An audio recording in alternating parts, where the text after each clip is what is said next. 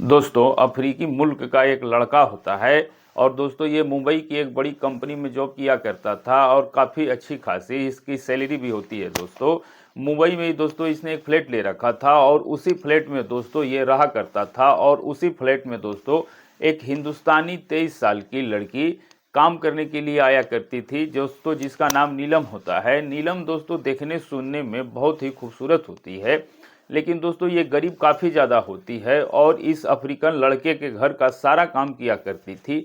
इसके कपड़े भी धोआ करती थी, इसके बर्तन भी मांजा करती थी और इसके घर का खाना भी बनाया करती थी। लेकिन दोस्तों ये जो अफ्रीकन लड़का होता है, इसकी गंदी नज़र इस लड़की के ऊपर पड़ जाती है और दोस्तों कैसे भी कर कर वह इसको फंसाना चाहता था। अब दोस्तों नीलम जो थी वह समझदार होती है, जवान होती है और वह इसके मंसूबों को समझ जाती है और वह सोचती है कि मैं तो गरीब हूँ और ये काफ़ी ज़्यादा अमीर है, और अगर ये चाहता है मैं अगर इसको एक दो बार दे दूंगी तो इसके बदले में मैं इससे अच्छी खासी पैसे ले सकती हूँ। दोस्तों नीलम की यही सोच आगे चलकर उसकी सबसे बड़ी गलती साबित होती है और आखिर में उसके साथ क्या होता है ये जानने के लिए वीडियो को अंत तक जरूर देखिएगा। और हाँ दोस्तों, अभी तक आपने हमारे चैनल को सब्सक्राइब नहीं किया है तो तुरंत कर लीजिएगा और वीडियो को लाइक करना बिल्कुल भी मत भूलिएगा। तो चलिए दोस्तों कहानी की शुरुआत करते हैं। ये घटना मुंबई शहर की है। रविवार का दिन था। सुबह की हल्की धूप खिड़कियों से अंदर आ रही थी। 30 साल का जो अफ्रीका का रहने वाला था अपने बड़े से फ्लैट में अकेला था और बिल्कुल 2 साल से वह इंडिया में टेक्सटाइल का बिजनेस कर रहा था। उसका रंग हल्का काला और कद काठी बहुत मजबूत था और देखने में किसी मॉडल से कम नहीं लगता था, लेकिन उसकी आंखों में एक अजीब खामोशी रहती थी। आज संडे था तो वह अपने घर पर ही आराम कर रहा था। उसकी पुरानी काम वाली बाइक घर छोड़ के चली गई थी और आज कोई नई लड़की आने वाली थी। उसने एजेंसी वाले को साफ कहा था कि वह कोई भरोसेमंद और मेहनती लड़की चाहिए। सुबह 9 बजे डोरबेल बजी और जब उस अफ्रीकन ने दरवाजा खोला तो सामने एक लड़की खड़ी थी, सिर पे दुपट्टा, आंखों में घबराहट और चेहरे पे मासूमियत। उसका नाम नीलम था। उम्र यही कोई 23 साल था और देखने में वो बहुत ज़्यादा सुंदर थी। गोरा तो नहीं पर साफ रंग था, बड़ी बड़ी काली आंखें थी और लंबे बाल जो कि कस कर चोटी में बंधे हुए थे। नीलम बोली, नमस्ते साहब। उसने धीरे से कहा। उसकी नज़रें झुकी हुई थी और दोस्तों जो अफ्रीकन की आवाज़ भारी थी। तब वह बोली कि जी साहब। तब वह बोली कि ठीक है, अंदर आ जाओ। अब दोस्तों नीलम जो थी वह सहमते हुए अंदर जाती है। घर जो था वह बहुत बड़ा और शानदार था, इतना साफ कि उसे डर लगा कि कहीं उसके पैरों से गंदा ना हो जाए। देखो, मुझे साफ सफाई एकदम फर्स्ट क्लास चाहिए, वह अफ्रीकन ने सोफे पर बैठते हुए कहा, कि कोई भी कोना गंदा नहीं रहना चाहिए। समझ गई जी साहब, आप चिंता मत कीजिए, मैं सब अच्छे से कर दूंगी। नीलम ने दोस्तों अपना दुपट्टा कमर में खोसा और काम पे लग गई। वे झाड़ू पोछा करने लगी। अब दोस्तों जोम्बो वहीं बैठा उसे घूरता रहा। नीलम को दोस्तों उसकी नज़रें अपनी पीठ पे महसूस हो रही थी और वह थोड़ी असहज हो गई, लेकिन उसने सोचा कि शायद साहब काम देख रहे होंगे। नीलम एक बहुत गरीब घर से थी। उसके पिता अक्सर बीमार रहते थे और एक छोटी बहन थी जिसके पढ़ाई का खर्चा भी उसी को उठाना पड़ता था। वह सुंदर थी दोस्तों और यह बात तो उसे पता थी, लेकिन उसकी सुंदरता उसके लिए कभी कभी मुसीबत का कारण भी बन जाती थी और उसे पैसों की सख्त आवश्यकता थी। इसलिए दोस्तों वे हर काम बड़ा दिल लगा के किया करती थी और तकरीबन 1 घंटे का समय बीत गया। अब नीलम जो थी वह अपने किचन को साफ कर रही थी। वह अफ्रीकन अपनी जगह से उठा और किचन के दरवाजे पर जाके खड़ा हो गया। काम मुश्किल तो नहीं लग रहा है। नीलम ने एक चौक के पीछे देखा। साहब बिल्कुल उसके पीछे खड़े थे। नहीं नहीं साहब, सब कुछ ठीक है, जोम्बो ने कहा कि वापस जाकर अपने सोफे पे बैठ गया। अब दोस्तों नीलम ने अपना जो था वह अपना सारा काम खत्म किया। घर शीशे की तरह चमक रहा था और अब वह जाने के लिए बिल्कुल तैयार थी। वह हॉल में आई जहां पर दोस्तों जोम्बो बैठकर फ़ोन देख रहा था। वह बोलती है कि साहब काम हो गया, मैं चलूं। तब दोस्तों वह अफ्रीकन ने फ़ोन से नज़रें हटाई, उसे घूर के देखा और फिर मुस्कुराया और कहा कि अरे इतनी जल्दी क्या है, बैठो। नीलम झिझक गई और कहा कि नहीं साहब, मुझे घर जाना है, माँ राह देख रही होगी। अब दोस्तों वो अफ्रीकन ने कहा बैठो की आवाज़ में हल्का सा हुक्म दिया। नीलम ने डर के मारे पास ही एक छोटे टूल पे बैठ गई और दोस्तों सोफे जोम्बो ने कहा कि वहाँ नहीं, मेरे पास सोफे पर, यहाँ पर बैठो मेरे पास। अब दोस्तों नीलम का जो दिल था वह धक से हो गया। आखिर ये आदमी चाहता क्या है, लेकिन वो नई नई काम पे लगी थी और मालिक को नाराज भी नहीं कर सकती थी। अब दोस्तों वह उठती है और डरते डरते सोफे के जाके कोने पे बैठ गई। जोम्बो जो था वह थोड़ा उसकी तरफ खींचा। नाम क्या बताया तुमने? नीलम। नीलम बहुत सुंदर नाम है और तुम भी बहुत सुंदर हो नीलम। अब दोस्तों नीलम का जो चेहरा था वो शर्म से लाल हो गया और आज तक किसी ने उससे ऐसी बात नहीं की थी, खास तक इतने अमीर आदमी ने। वह बोलती है कि आप मजाक कर रहे हैं साहब। तो वह बोलता है कि नहीं, मैं मजाक नहीं कर रहा हूँ, मैं सच कह रहा हूँ, तुम बहुत ही अच्छी हो, तुम देखने में भी काफ़ी ज़्यादा खूबसूरत हो और मैं आपको पसंद करता हूँ। ये सुनते ही दोस्तों नीलम के कानों में जैसे सीटी बजने लगी। क्या इतना बड़ा आदमी जो कि किसी हीरो के जैसा लगता है, वह उसे पसंद करता है, एक मामूली काम वाली को। दोस्तों नीलम जब उसकी यह बात सुनती है तो काफ़ी ज़्यादा खुश हो जाती है और उसके दिल में जो पैसों की तंगी थी, जो गरीबी की घुटन थी, उसे लगा कि शायद यह आदमी उसकी किस्मत को बदल सकता है, शायद उसकी बहन की पढ़ाई, पिता का इलाज सब हो सकता है। और यही वह लालच था जो उसके दिल में जाग गया। अब वह मुस्कुराई और दोस्तों जो डर था वो अब खुशी में बदल रहा था। साहब आप भी तो बहुत अच्छे हो, उसने हिम्मत करके कहा, आप देखने में भी काफ़ी ज़्यादा स्मार्ट लगते हो। अब दोस्तों उस अफ्रीकन की आंखें चमक उठी। सच में जी, सच कहूँ तो काफ़ी दिनों से मेरी नज़र आपके ऊपर थी। मतलब जब मैंने एजेंसी में आपकी फ़ोटो देखी थी तब से ही मैं आपको पसंद करता हूँ और मैं भी आपको पसंद करती हूँ, लेकिन कहने से डरती थी कि कहीं किसी आपको पता ना लग जाए या आपको बुरा ना लग जाए। अब दोस्तों ये अफ्रीकन काला लड़का नीलम की जब यह बात को सुनता है तो काफ़ी ज़्यादा खुश हो जाता है और वह मन ही मन हंसा और उसने सोचा कि अब तो नीलम ने हरी झंडी दिखा दी है और अब तो उसका फ़ायदा उठाया जाए। उसका पसंद करने का मतलब वह नहीं था जो नीलम समझ रही थी। अब दोस्तों वह अफ्रीकन खड़ा हुआ, उसका चेहरा बदल गया था। तो तुम भी मुझे पसंद करती हो? उसने मुस्कुराते हुए कहा कि जी साहब। अब दोस्तों नीलम जो थी वो अभी भी शर्मा रही थी। तब फिर डर किस बात का है नीलम? इससे पहले कि नीलम कुछ समझ पाती, जुम्बो ने एक झटके में उसको अपनी मजबूत बाहों में उठा लिया। नीलम चौंक पड़ी कि अरे साहब ये क्या कर रहे हैं, मुझे नीचे उतारिए। अब दोस्तों उसका जो सारा नशा, सारी खुशी जो थी वह एक पल में गायब हो गई और वह घबरा गई। अफ्रीकन बोलता है चिल्लाओ मत, तुमने ही तो कहा था कि तुम मुझे पसंद करती हो। अब दोस्तों नीलम जो थी वह कहती है कि नहीं, मेरा वह मतलब नहीं था साहब, छोड़ दीजिए, कोई देख लेगा, आज संडे है। तो अब दोस्तों वो बोलता है ज़ॉम्बी कि आज कोई नहीं आएगा और यह कहकर तुरंत ही नीलम को अपने कंधे पे उठाता है और अपने बेडरूम में ले जाता है। नीलम उसके कंधे पे हाथ पैर मार रही थी, लेकिन दोस्तों वह इतना ताकतवर था कि उसे कोई फर्क ही नहीं पड़ रहा था। और वह बेडरूम में आया और उसने नीलम को बेड पे पटक दिया। नीलम घबरा के उठी, वह रोने लगी थी कि साहब प्लीज़ मेरे साथ ऐसा मत करो, मैं गरीब हूँ पर ऐसी लड़की नहीं हूँ, मुझे जाने दो। अब दोस्तों उस अफ्रीकन ने दरवाजे को बंद कर दिया और कहा कि चुप हो जाओ, अब ज़्यादा नाटक मत करो, तुम भी यही चाहती थी है ना? पैसे चाहिए ना तुम्हें, तो पैसे तुम्हें मैं दूंगा, बहुत पैसे दूंगा।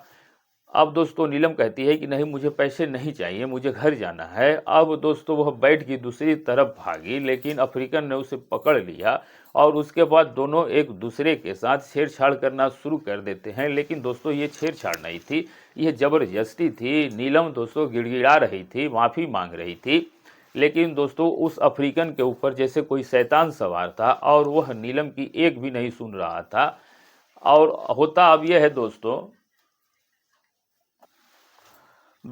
लगभग 10 मिनट के बाद ये दोनों एक दूसरे के आगोश में खो जाते हैं और इन दोनों को पता ही नहीं लगता है कि इन दोनों के बीच में गलत रिश्ता कब कायम हो गया। लेकिन दोस्तों ये रिश्ता नहीं था, ये एक गलत काम था। और ये अफ्रीकन काला हफ्सी जो होता है वो बड़े ही जोरदार तरीके से नीलम के साथ गलत काम कर रहा था। नीलम का शरीर जैसे टूट रहा था और वह उसके ताकत की आगे बेबस थी। साहब छोड़ दो। नीलम दोस्तों इसको बर्दाश्त नहीं कर पा रही थी और वह बार बार इसे कह रही थी कि साहब मुझे छोड़ दो, मुझसे बर्दाश्त नहीं हो रहा है, आप बहुत ताकतवर हो और मैं बहुत कमज़ोर। उसकी चीखें दोस्तों कमरे में ही घुट के रह गई, वह रो रही थी, लेकिन यह काला हफ्सी उसे छोड़ने का नाम ही नहीं ले रहा था। वह बेबस हो चुकी थी, उसका दिमाग शून्य हो गया था और दर्द इतना था कि उसे कुछ महसूस होना ही बंद हो गया। लगभग दोस्तों जब 1 घंटे का समय गुजर जाता है तो नीलम बेहोश हो जाती है और फिर जब ये काला हफ्सी देखता है कि नीलम बेहोश हो गई है, उसके बाद वह इसे छोड़ देता है और वह उसके बेजान शरीर से उठा। उसके चेहरे पे कोई पछतावा नहीं था, बस एक थकान थी। उसने अपने कपड़े ठीक किए और फिर वह कमरे की अलमारी की तरफ गया। उसने अलमारी में पहले ही फ़ोन छिपा के रखा था। उसने अलमारी खोली और कपड़ों के ढेर से वो छोटा सा स्मार्टफोन निकाला। उसने फ़ोन की रिकॉर्डिंग बंद की और उसने नीलम की पूरी वीडियो रिकॉर्ड कर लिया था। उसने कुछ मिनटों तक वह वीडियो देखी। नीलम की चीखें, उसकी मिन्नतें और उस अफ्रीकन के चेहरे पर गंदी मुस्कान तैर गई और वह उस फोन को उठाकर बेडरूम से बाहर चला जाता है। उसने नीलम को उसी बेहोशी की हालत में बेड पे पड़ा छोड़ दिया, जैसे कि कोई टूटा हुआ खिलौना हो। दोस्तों 15 से 20 मिनट गुजर जाने के बाद नीलम को होश आता है। उसकी आंखें खुली, कमरे की छत घूम रही थी, उसके पूरे बदन में एक तेज दर्द उठ रहा था और ऐसा दर्द जो दर्द उसने कभी महसूस नहीं किया था। उसे सब याद आ गया कि मेरे साथ क्या हो गया। वह जिस बेड पे पड़ी हुई थी उस बेड से उसे उठा भी नहीं जा रहा था। उसकी हिम्मत जवाब दे गई थी, लेकिन वो यहाँ नहीं रह सकती थी, उसे यहाँ से भागना था। वो जैसे तैसे करके हिम्मत करती है, उठ जाती है और जैसे उसने जमीन पर पैर रखा वो दर्द से चीख पड़ी।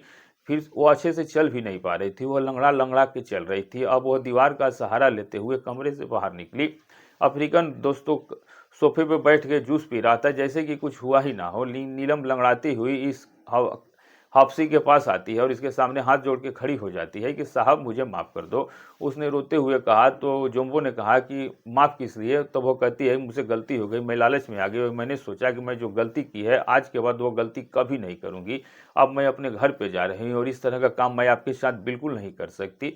वो बस दोस्तों यहाँ से जाना चाहती थी। ये काला अफ्रीकन हफ्सी जो होता है, नीलम की जब ये बात सुनता है तो बहुत ज़्यादा गुस्सा हो जाता है और वह खड़ा हो गया और कहा क्या मतलब? तो वह कहा तुम्ही ने कहा था ना कि मैं तुमसे प्यार करता हूँ और हम भी तुमसे प्यार करते हैं और अब ये काम हम लोग लगातार करते रहेंगे। नीलम कहती है नहीं साहब प्लीज़, मैं मर जाऊंगी, मैं आपको बर्दाश्त नहीं कर पाऊंगी। अब मैं आपके सामने हाथ जोड़ती हूँ, मुझे जाने दो। वह अफ्रीकन हंसा और कहा कि अच्छा चली जाओगी और मैंने तुम्हें जाने नहीं दिया तो? तभी दोस्तों ये काला हफ्सी नीलम को वीडियो दिखाता है जिसमें रिकॉर्ड किया था। अब वह अपना वो छिपा हुआ फोन निकाला और प्ले बटन दबा दिया। फोन की स्क्रीन पर नीलम ने खुद को देखा उस हालत में। वह चीखी। नीलम उस वीडियो को देखती है तो उसके पैरों के नीचे से दोस्तों जमीन खिसक जाती है, उसका खून जम गया और कहा कि ये आपने क्या किया? उसकी आवाज़ में अब डर की जगह बस खालीपन था और वह सोचती है कि ये तो बड़ा कमीना है, इसने तो मेरी वीडियो बना लिया है। उसकी रही सही हिम्मत जो थी वो भी टूट गई और वह समझ गई कि वह फंस चुकी है, बुरी तरह फंस चुकी है। अब इसके बाद नीलम जो होती है इसके पैरों में गिर जाती है और वह सचमुच उसके पैर पकड़ के गिड़गिड़ा कर इस रहम की भीख मांगती है। साहब ऊपर वाले के लिए ऐसा मत करो, मेरी इज्जत मेरी ज़िंदगी बर्बाद हो जाएगी, मुझे माफ़ कर दो, मुझसे बहुत बड़ी गलती हो गई है। मैं तो लालच में आ गई थी और मैं सोच रही थी कि मैं आपके साथ ये सब काम करूंगी और आपसे पैसे ऐंठ लूँगी। मुझे नहीं पता था कि आप मेरे साथ ऐसा करोगे, प्लीज़ वीडियो डिलीट कर दो। लेकिन दोस्तों ये काला हफ्सी जो होता है उसने पहले इसकी वीडियो बना ली थी और वह जानता था कि ये लड़की बाद में नानुकुर करेगी। उसने नीलम को बालों से पकड़ कर उठाया, वीडियो डिलीट कर दूं ताकि तुम पुलिस के पास चली जाओ। अब वो कहती है नहीं मैं कहीं नहीं जाऊंगी। तब वो अफ्रीकन कहता है कि तुम्हारा वादा इस वीडियो के सामने कुछ नहीं है। काला हफ्सी उस नीलम से कहता है कि यह वीडियो मेरे पास सेफ है और अगर तुमने कहा नहीं माना और पुलिस के पास गई तो मैं वीडियो सबको दिखा दूंगा, तुम्हारे माँ बाप भाई बहन सब देख लेंगे। अब दोस्तों नीलम से कहता है कि जब जब मैं तुम्हें बुलाऊंगा तब तब आना पड़ेगा और मुझे खुश करना पड़ेगा। नीलम के पास ना कहने का कोई रास्ता नहीं था, उसने सिर हिलाया और नीलम ना चाहते हुए भी अपने घर पे जाती है और रास्ते में उसे लग रहा था जैसे हर कोई उसी को घूर रहा हो और सबको पता चल गया हो कि उसके साथ क्या हुआ है। और जब वो घर पहुंची तो उसकी माँ ने उसकी हालत देखी, वह लंगड़ा रही थी, आंखें सूजी हुई थी। नीलम क्या हुआ गुड़िया, तेरी ये हालत कैसे हुई? सीढ़ियों से गिर गई क्या? नीलम कुछ नहीं बोली और अपनी माँ के गले लग के रोने लगी। कुछ नहीं माँ, बस काम बहुत ज़्यादा था, थक गई। अब उसके बाद दोस्तों वह अपने घर पे जाती है और जाने के बाद वह अपने माता पिता को इसके बारे में कुछ नहीं बताती है। ये शर्मिंदगी, ये दर्द वह किसी को कैसे बताती? अब नीलम की ज़िंदगी एक नर्क बन गई थी और दोस्तों इस अफ्रीकन काले हफ्सी को जब भी मन करता था ये नीलम को बुलाकर उसके साथ अपने गलत रिश्ते कायम किया करता था। कभी दिन में कभी रात में, जब भी उसका मन होता नीलम को फ़ोन करता आ जाओ और नीलम को सब कुछ छोड़ के जाना पड़ता। वह उस वीडियो से इतना डर गई थी कि वह हैवान का हर हुक्म मानती थी। दोस्तों नीलम इसे बर्दाश्त नहीं कर पाती थी। वह आदमी बहुत ज़्यादा ताकतवर था और नीलम बहुत कमज़ोर, और वे हर बार उसके जुल्म को सहते सहते बेहोश हो जाया करती थी और वह अफ्रीकन से भीख मांगती, गिड़गिड़ाती कि साहब मुझ पे रहम खाओ, मैं मर जाऊंगी। लेकिन वह शैतान हंसता था। दिन बीतते गए, हफ्तों बीतते गए, नीलम जिंदा लाश बन गई थी। अब वो ना खाती थी और ना सोती थी और वह हर वक्त डरते रहती थी कि कब उस शैतान का फ़ोन आ जाएगा। दोस्तों नीलम जब इससे काफ़ी ज़्यादा परेशान हो जाती है तो वह एक दिन सोचती है कि अब जो होगा देखा जाएगा, और उस दिन भी अफ्रीकन ने उसे बुलाया था और हमेशा की तरह उसके साथ ज़बरदस्ती की थी। नीलम जब वापस अपने घर आई तो वह शीशे के सामने खड़ी हुई। उसने अपनी हालत देखी, आंखों के नीचे काले गड्ढे, सूखे होंठ और शरीर पर जख्मों के निशान। वह खुद को देखकर डर गई कि आखिर मैं ये क्या बन गई, और वो सोचती है कि कब तक मैं ये सहूँगी, वह मुझे मार ही डालेगा।